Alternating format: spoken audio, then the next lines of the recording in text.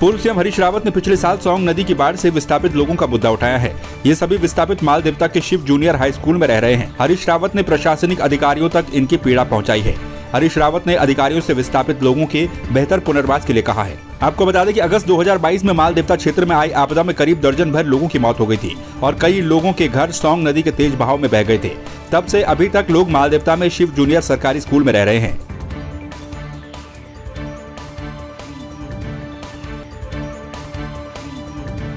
रविवार को पूर्व सीएम त्रिवेंद्र सिंह रावत देवप्रयाग दौरे पर रहे। देवप्रयाग कूच के दौरान बीजेपी जिला अध्यक्ष रविंद्र राणा के नेतृत्व में कार्यकर्ताओं ने इंद्रमणि बडोनी चौक पर उनका स्वागत और अभिनंदन किया। इस मौके पर महापौर अनीता मंगाई भी मौजूद रही। वहीं देवप्रयाग पहुंचने पर विधायक विनोद कंडारी ने सभी कार्यकर्ताओं के साथ पूर्व सीएम त्रिवेंद्र सिंह रावत का स्वागत किया। इसके साथ ही त्रिवेंद्र सिंह रावत ने संगम घाट पर गंगा मां की पूजा अर्चना और आरती में भी प्रतिभाग किया।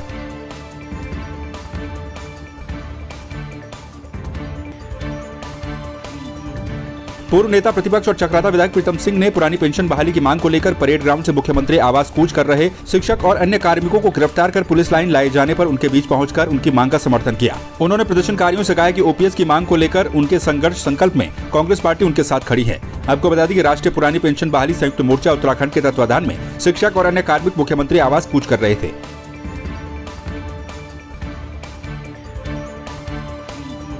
रविवार को पौड़ी जिले में राजस्व निरीक्षक पटवारी लेखपाल परीक्षा शांतिपूर्ण तरीके से संपन्न हुई। परीक्षा शांतिपूर्ण ढंग से संपन्न करवाने के लिए शहर भर में बनाए गए 8 परीक्षा केंद्रों में डीएम के निर्देशों के अनुसार धारा 144 लागू रही। इस दौरान सभी परीक्षा केंद्रों के लिए नियुक्त सेक्टर और जोनल मजिस्ट्रेट ने व्यवस्थाओं की निगरानी बनाए रखी। आयोग की ओर से पौड़ी जिले में 40 परीक्षा केंद्र बनाए गए थे, जिसमें पौड़ी में 8, श्रीनगर में 12, कोटद्वार में 20 परीक्षा केंद्र थे।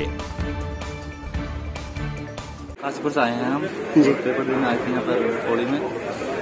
और जैसे पेपर तो आजकल दे रहे हैं सरकार के जो, लेकिन पेपर दे रहे हैं, कोई पास तो किसी में मतलब हो जा रहा नहीं, मतलब इस तरह दे रहे हैं, उसमें कैंसिल हो रहा है पेपर। कोई कुछ कर रहे हैं, कुछ कर रहे हैं, नौकरी दे रहे हैं, नहीं है, बस ये कर रही है सरकार बस, और कुछ तो करने के लिए। तो इसके ध्यान देंगे जो तैयारी कर रहा है अपनी, उसमें जो कैंसिल हो रहा है उसको कम से कम ये मनोबल तो टूटे, उसको कम से कम ठीक था, मतलब मॉडरेट था। जीएस वगैरह थोड़ा करंट मतलब सही दे रहा था, जिस टाइप का मतलब पेपर होना चाहिए उस टाइप का पेपर था, क्योंकि 80 के हिसाब से तो बहुत अच्छा पेपर था। पटवारी लेखपाल का पेपर था, अच्छा आया था, जैसा सोचा था उससे थोड़ा, जैसे पुलिस का था उससे थोड़ा हार्ड आया था, और ठीक था। हिंदी भी काफी अच्छी थी हिंदी, और उत्तराखंड भी ठीक ठाक थी। इन उत्तराखंड सरकार ने अभी निकाली काफी वैकेंसी और एग्जाम भी काफी हैं अभी इस ईयर में तो है। अभी पुलिस वो उसका भी है, पुलिस का हो गया, और ये है पटवारी लेखपाल का, और अभी ये है उसका बंदी रक्षक का भी है, वन विभाग वाला भी है, अभी निकाला है सरकार ने। अब देखते हैं क्या होता है। 11 बजे से 1 बजे तक हुई। यहाँ पर कुल 280 पंजीकृत छात्र छात्राएं थे, जिसमें से 176 बच्चों ने यहाँ पर परीक्षा दी और 104 लोग यहाँ पर अनुपस्थित रहे। परीक्षा शांतिपूर्ण और नकल विहीन और बिना किसी विवाद के संपन्न। पूर्वक तो ये रही कि एक तो नकल विहीन ये परीक्षा हुई। यहाँ पर किसी भी प्रकार का इलेक्ट्रॉनिक डिवाइस जिसके द्वारा नकल कराई जाती है उसका कोई इस्तेमाल नहीं हुआ, और किसी के द्वारा किसी भी प्रकार का कोई विवाद यहाँ पर नहीं रहा। पौड़ी के कलजीखाल ब्लॉक के नलई गांव में एक प्रवासी ने गांव के एक रिटायर्ड फौजी पर 5 अन्य लोगों के साथ मिलकर खुद पर जानलेवा हमला करने का आरोप लगाया है। पीड़ित कुलदीप सिंह ने बताया कि बीते दिनों रिटायर्ड फौजी और उसके अन्य साथी के द्वारा उनके घर में घुसकर उनके साथ मारपीट की गई। उन्होंने आरोप लगाया कि इन लोगों के द्वारा घर से नकदी के साथ ही जेवरात पर भी हाथ साफ किया गया। वहीं दूसरी ओर मामले को लेकर आरोपी रिटायर्ड फौजी ग्रामीणों के साथ मिलकर जिलाधिकारी से मिलने के लिए पहुंचे और चोरी सहित मारपीट के आरोपों को झूठा बताया। गांव में जो एक आदमी आ रखा है, जिसको अभी आए हुए गांव में सिर्फ 2.5-3 साल हुए हैं, ज्यादा नहीं। 2.5-3 साल से गांव में बहुत हंगामा मचा रखा है उस आदमी ने। अब हमारे गांव वालों में 6 लोगों पर जो है कि आरोप लगा रखा है कि उसके साथ मारपीट हुई, उसके गहने चुराए। तो ये सरासर झूठ है, क्योंकि ऐसा कुछ हुआ ही नहीं है। अड़ोस पड़ोस में तो किसी को इसके बारे में पता ही नहीं है कि यहाँ पर ऐसा कुछ हुआ है। आगे मांग यही करते हैं सर कि इंसाफ मिले हम सबको। गाँव में जो भी हो रहा है बहुत गलत हो रहा है। पानी के मामले को लेकर इन सब ने लोगों ने जो खुंदक निकाल रखी है, और उसी के लिए ये सब लोग। ये ग्राम नलाई का 31 दिसंबर 2022 का मामला है। ये कोमल ली की जो फौजी रिटायर आ रखा है, इसने 10-15 लोग 15-20 लोग थे कम से कम। ये और दारू पी के मतलब हंगामा मचा रखा था। तो इन्होंने मेरे घर पे पत्थर मारने के बाद जब मैं बाहर आके इनसे पूछा भाई क्या दिक्कत है, तो इन्होंने मुझे घेर के मारना शुरू कर दिया। उसी दौरान मेरा पर्स गिरा, पर्स में 15,900 रुपये थे, मेरा लैपटॉप था वो चोरी हुआ और कुछ वाइफ के जेवर चोरी हुए हैं। और इसकी रात ही मैंने जो है ये सूचना पटवारी जी को दे दी थी। पटवारी जी ने कोई भी सुरक्षा मुहैया नहीं कराई और क्या कहते हैं, हम प्रशासन से ये चाहते हैं कि भाई हमें सुरक्षा मुहैया कराई जाए, हमारे प्रवासी होने का जो दर्द है वो ना सहना पड़े। मेरे द्वारा एसडीएम को निर्देशित किया गया और यदि इस मुकदमे में किसी किस्म की ऐसी स्थितियां पाई जाती है, फर्जी तरीके से दर्ज किया हुआ पाया जाता है, तो नियमानुसार आवश्यक कार्रवाई की जाए। वो तो इन्वेस्टिगेशन का पार्ट है। इनिशियल स्टेज पे उन्होंने एफआईआर इसमें जो दर्ज की है, तो मैं इस पूरे प्रकरण में मैंने एसडीएम को निर्देशित किया कि वो देखेंगे और इन्वेस्टिगेट करके जो भी अप्रोप्रिएट एक्शन होगा वो लिया जाए। राजधानी देहरादून के उत्तरांचल प्रेस क्लब में भारतीय सर्व समाज महासंघ के द्वारा एक समाज सेवी कार्यक्रम का आयोजन किया गया, जिसमें युवा प्रकोष्ठ भारतीय समाज महासंघ संस्था के युवा समाज सेवी असलम अली के द्वारा प्रदेश के सैकड़ों जरूरतमंद लोगों को कंबल वितरित किए गए। कार्यक्रम में मुख्य अतिथि के तौर पर बाल संरक्षण अधिकार आयोग की अध्यक्षा गीता खन्ना ने शिरकत की। गीता खन्ना ने भी अपने विचार रखते हुए इस नेक काम की सराहना की।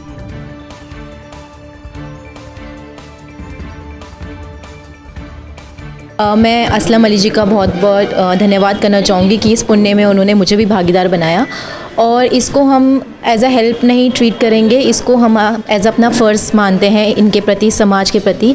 और कंबल के साथ साथ ये गरीब बच्चों को स्कूल बैग भी वितरित कर रहे हैं और इस तरह की बहुत सारी एक्टिविटीज़ ये लोग करते रहते हैं। और मैं आप सबसे भी निवेदन करूँगी कि आप लोग जो लोग सक्षम हैं इस चीज़ को करने में, वो लोग ज़रूर करें, आगे आएँ और ऐसे लोगों की मदद करें। यही कहना चाहूँगा कि हम लोग भी इसी समाज से आते हैं और सबको इसी समाज में हैं, तो सबको आपस में एक दूसरे की मदद करनी चाहिए। और हर साल की बात ही हम ये कार्यक्रम करते आ रहे हैं और इसी कड़ी को आगे बढ़ाते हुए हमने आज जो हमारी जिनका बेटा भी दिव्यांग है उनको हमने 11,000 रुपये की मदद की है, संस्था द्वारा भी और अपने द्वारा भी।